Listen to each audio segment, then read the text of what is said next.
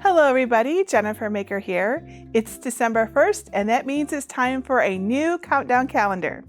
Every year I design and share a new countdown with you. And this year's design is a super cute gingerbread house village. I'll show you 3 ways to make them for all skill levels. Make them for your table or your mantle with some lights, fill them with goodies or treats, or just decorate your tree with them as I have here. So come with me to the craft table and we'll get started.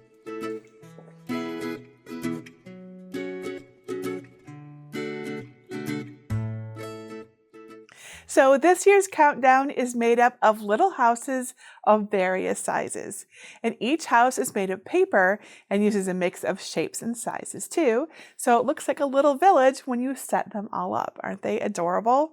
And each house has a number from 1 to 25, so you know which one to open each day. You can make as many or as few as you wish, of course, so you can use it for any countdown you like. I'm using mine to celebrate each day of our Merry Maker Mingle, my annual Crafters Advent Calendar filled with free projects and designs. To make these countdown houses, you need lots of paper, and you have lots of options. The simplest option is to cut them on cardstock. Use brown cardstock like this for a simple gingerbread look, or use white cardstock like this one here for a wintry, snowy look. You can get fancy with some glitter on top to look like snow. I use this pretty semi-translucent glitter called Flurries for a wonderful effect. Or you can print designs on 8.5 by 11-inch white cardstock to make these colorful gingerbread houses. It's totally your choice. Go as simple or as fancy as you like. You can also choose to line your houses, which is useful if you want to fill them with treats or put LED tea lights in them, as I have here. So I'll show you how to use simple copy paper, just like this, or wax paper, and which one I prefer. And lights look really nice with the village, so I'll show you how to use fairy lights or tea lights. We'll also look at a few different ways to assemble them for different uses and storage options. That way you can use them for years to come. Now, to keep them all together, I recommend a good quality craft glue. And if you'd like to make versions that break down flat for storage, because you totally can, I'll show you how to do that. So for that version, you'll want some removable adhesive like Scotch restickable mounting squares. This is the one that I found worked the best for our gingerbread houses. And if you'd like to make the print then cut style, you will need a color printer, like I have over there on the other side of the room. You can cut them by hand or use a cutting machine. I'm going to use my Cricut Maker 3 cutting machine, but you could also use an original Maker or any Explorer. Now, a scoring tool is completely optional. Use it if you have it, but if you don't, we've got you covered too. Now, if you do use a Cricut machine, you'll also want the blue and green machine mats, a scraper, and a brayer. Now, all you need is the free pattern. So let me show you where to get that, and then we will make a village together. Step 1, get my free Gingerbread Village countdown files. I've included free designs with plain houses, decorative versions to look like a quaint village, and optional liners to fit inside either type. To find them, go to jennifermaker.com/440 and look for libraries in the red bar at the top. Then either click Get a Password if you don't yet have one, or click Enter the library. You can find the designs on the page by searching for design number 440 and then click it to download the zip file. You can cut these designs by hand with the printable PDFs, but it's much easier to use the PNGs and SVGs to make the liners and plain or decorated houses with a Cricut cutting machine. I'll show you how in this video. The SVG folder includes options for liners and cut-only or print-then-cut versions of the houses. Each cut file has an option with no score tool needed in the name that uses just the fine point blade, and another with score tool or stylus that makes the creases with a scoring tool. You can use whichever version you want. To use a score tool, follow the steps in my How to Make an Envelope tutorial to adjust the score layers. The directions are at jennifermaker.com/how-to-make-an-envelope. If you want to make either of the plain cut-only versions, just use the correct SVG in the Outsides Cut-Only folder and cut them out following these instructions. The PNG folder has folders for versions with closed or open bottoms, and there is a separate Print Then Cut file for each of the 25 houses. You won't need a scoring wheel or stylus for these because they use dashed cut lines for the folds. I'll show you how to use the PNG files for the outsides and the liner SVGs with dashed cut lines on a Cricut. You'll need to use all 25 PNG files in Cricut Design Space to make the entire set, so I'll demonstrate House 1 and you can follow the steps for the other 24, or however many you want. There are 3 different house sizes, small, medium, and large, but they all have complementary styles so they look like a village when placed side by side. Step 2, calibrate your Cricut. If you are new to Print Then Cut or haven't done it in a while, go to jennifermaker.com/calibrate to learn how to calibrate your Cricut for the best results. Step 3, prepare and cut your house pieces.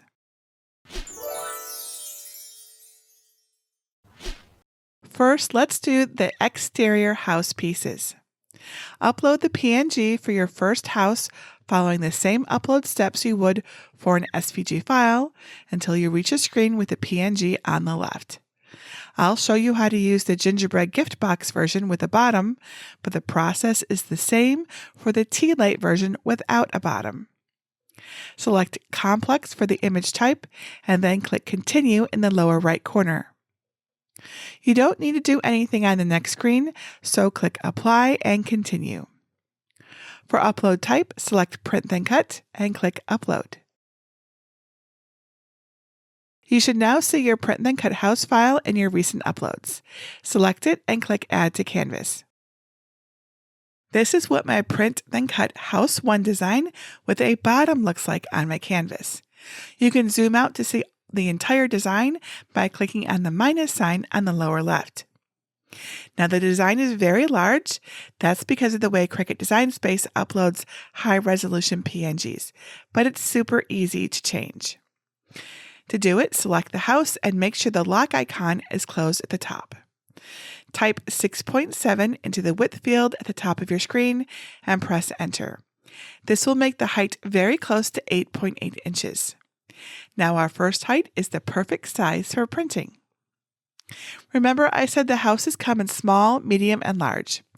House 1 is medium, so we'll use these dimensions for the others of the same size. That's house numbers 6, 8, 10, 13, 18, 20, 22, and 25. Small houses are numbers 2, 4, 7, 11, 14, 16, 19, and 23. Resize the small houses to 6.5 inches wide by 9.25 inches high. Large houses are numbers 3, 5, 9, 12, 15, 17, 21, and 24. Resize them to 6.75 inches wide by 8.5 inches high. These are perfect for the Print Then Cut dimensions as of November 2022, and they also allow a standard size tea light to fit inside. If you want to easily place tea lights inside your houses, be sure to use the version without bottoms. The resizing dimensions are a bit different for the tea lights without bottoms. For the small houses, numbers 2, 4, 7, 11, 14, 16, 19, and 23, adjust the height to 9.25 inches. For medium houses, 1, 6, 8, 10, 13, 18, 20, 22, and 25, change the width to 4 inches. And for the large houses, numbers 3, 5, 9, 12, 15, 17, 21, and 24, change the width to 4.6.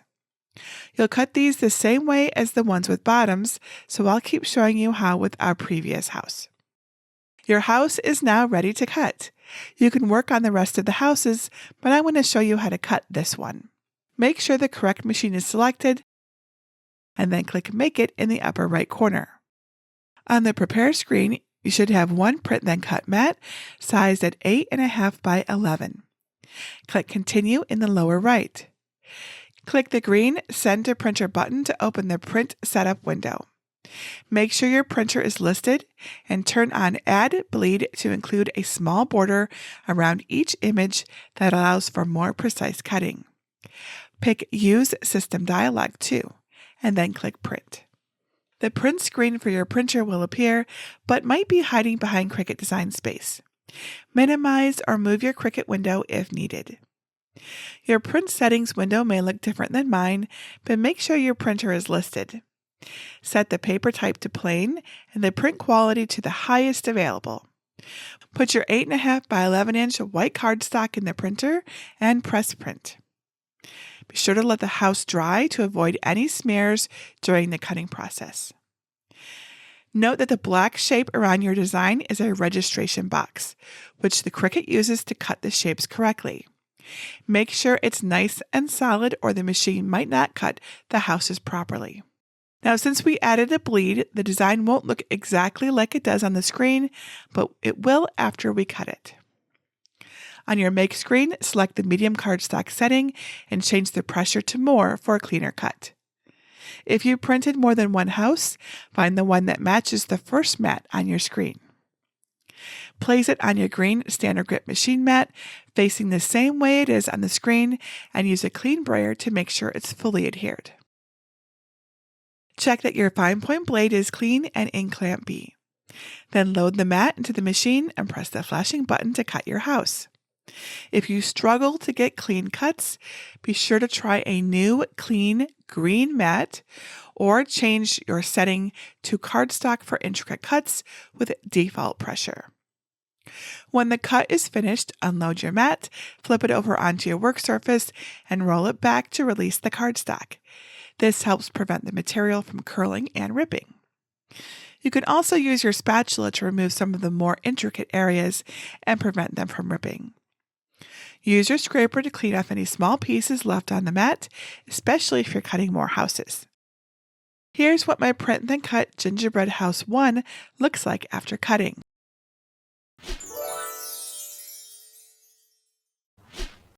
Now let's cut some gingerbread house liners. You can also optionally cut these liners, which will help you diffuse the light and hold in treats. The liners work best if you plan to store the houses assembled. If you don't want to make the liners, just skip to step 4. Add the No Score Tool SVG file from the Liners folder to your canvas. The set has 25 liners perfectly sized to fit inside the exteriors we're making. As long as the size looks right, these are ready to cut. Make sure the correct machine is selected, and then click Make It in the upper right corner. On the Prepare screen, change the material size for your liners to match your chosen material. I'll change mine to 8.5 by 11 to match my copy paper. They'll take 17 mats. If you're using wax paper sheets from the material list, leave the size at 12 by 12. Select your first mat again and click Continue in the lower right. On your Make screen, select the 24-pound copy paper setting with the pressure at default. Check the Remember Material Settings box again. If you're using wax paper, search for and select the wax paper setting with default pressure instead. Place your liner material on a blue light grip machine mat and use a brayer to make sure it's fully adhered. Check that your fine point blade is clean after cutting all those houses and it's in clamp B. Then load the mat into the machine and press the flashing button to cut your first liners. When the cut is finished, unload the mat, flip it over, and roll it back to release the material carefully. Go slowly and use your spatula to remove the pieces if needed. Group the cut pieces by size so you know you have the right amount of each. Repeat to cut the rest of your liners. Step 4. Assemble your Gingerbread Village countdown houses. The houses and liners are assembled separately and then combined, so you can work on them in the order you prefer. I'll start with the houses. Before you start putting everything together, decide whether you want to store the finished houses folded or assembled. If you have the space to store them at full size, use good quality craft glue. I'll show you how to put them together for flat storage afterward. Place a cut house face down and fold along all the crease lines. Since the gift box style gingerbread houses will need to be able to hold something inside, there's a flap at the bottom with a tab that can be tucked inside to close up the hole in the bottom of the house. Don't forget to fold the door outward just a bit so you can see inside the house. Once everything is folded, the house naturally shifts into its 3D form. We just need to secure the tabs with glue. Close up the bottom first by tucking the flap in to form the box shape. Don't add glue though, since that's how we'll add the liner and access the inside. This brings the side tab right into position to meet the front. Add a bit of glue to the side tab's face and the nearby roof tab. Line them up to meet the back of the adjacent side and roof pieces. Gently press down along the corners and let dry. Then add glue to the 4 remaining roof tabs on the other side. Again, line up the edges. Then press down and run your fingers along the joints to make sure everything adheres well. Once the glue is dry, you are done with your first house. Follow these same steps to assemble the other gift box houses. If you're making the version of the gingerbread houses without the bottoms, so that you can access the insides more easily, follow the same steps, just skip the part about the bottom flap.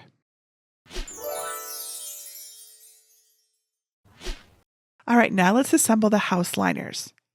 You can use craft glue to assemble your house liners as well. Place a liner face down and fold along all the dashed or scored lines. The insides don't have flaps at the bottom like the houses, so there are fewer lines to fold.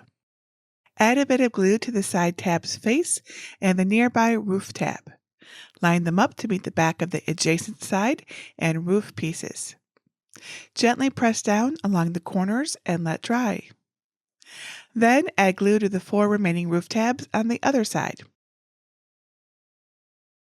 Again, line up the edges. Then press down and run your fingers along the joints to make sure everything adheres well. Once the glue is dry, you are done with your first inside liner. Follow these same steps to assemble the other inside pieces.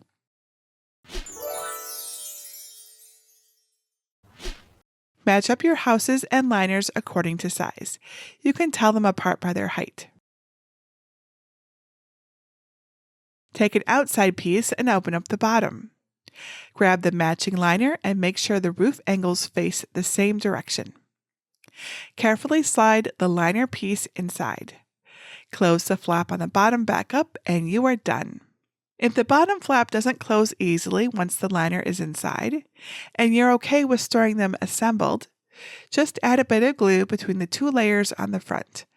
That will eliminate the gap that could get in the way when pushing the flaps tab into the house.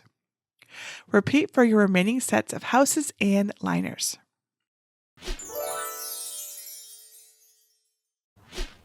If you'd like to be able to take your houses apart, you'll need some removable adhesive like Scotch restickable mounting squares.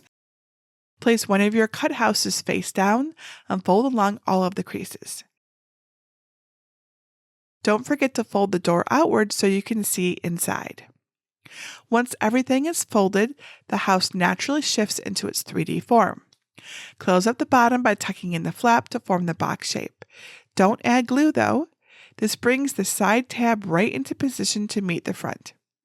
Now add a bit of glue to the side tab's face, then line it up to meet the back of the front piece. This is the only spot where you will use craft glue. If you use it on any of the other tabs, you won't be able to flatten your houses for storage later.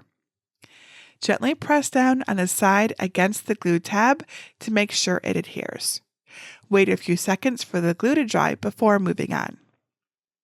Place your tea light or other surprise inside the house before finishing assembly.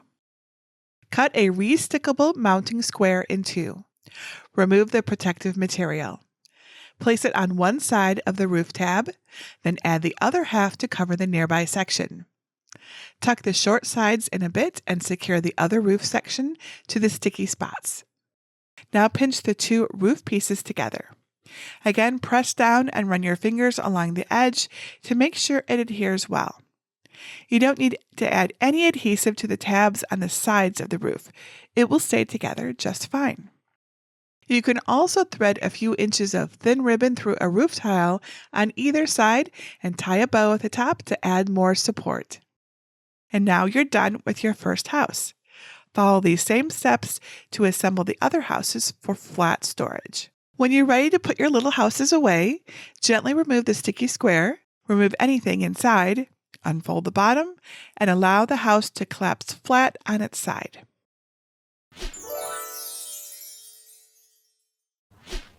You can add glitter to your houses for a wintry sparkle. Before you do anything with glitter, be sure to put down some butcher paper to catch the extra pieces that will definitely hang out forever otherwise. I'll show you glitter on the brown gingerbread houses since its sparkle is easier to see. I tried adhesive spray and craft glue to secure the glitter. But truthfully, I really don't recommend adhesive spray. It's fast, sure, but really messy, and I got glitter stuck where I didn't want it.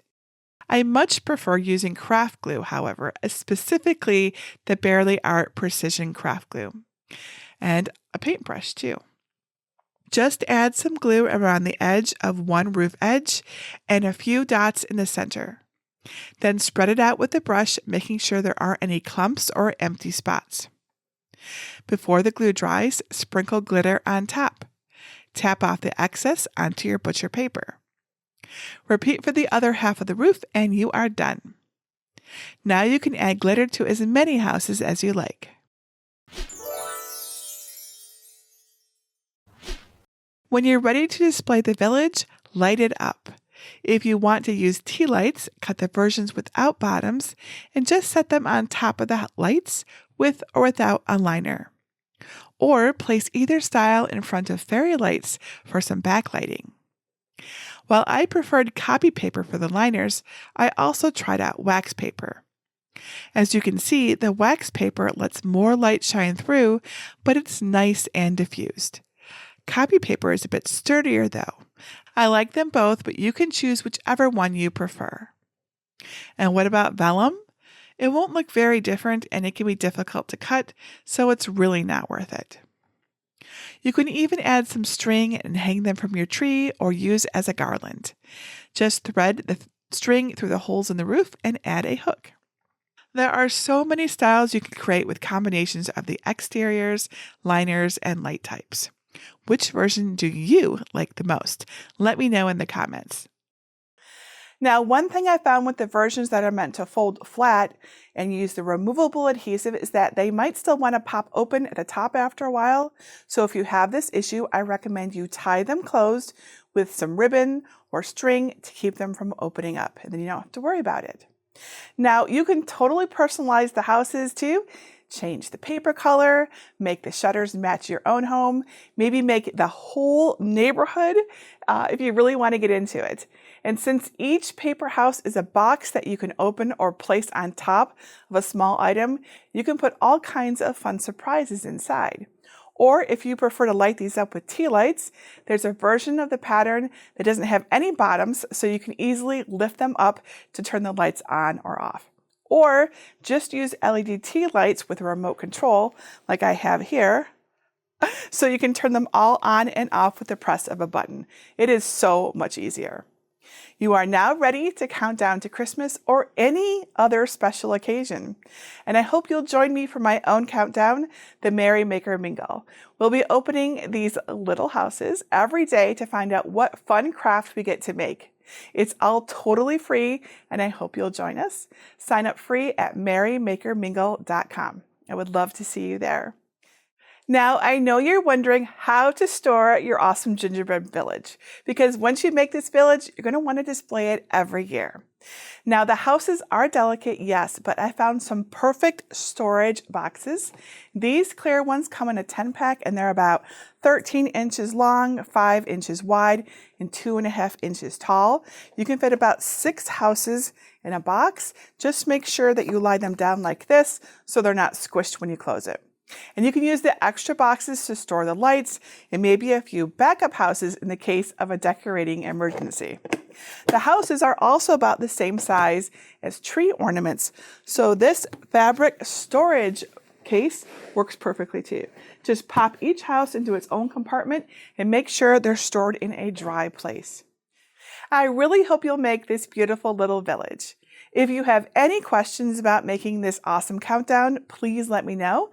Just leave your question below this video or ask at our Cricut Crafters group at jennifermaker.com/CricutCrafters. And please fill our feeds with photos of your pretty villages. It will make my heart happy to see them all. And that's it for today.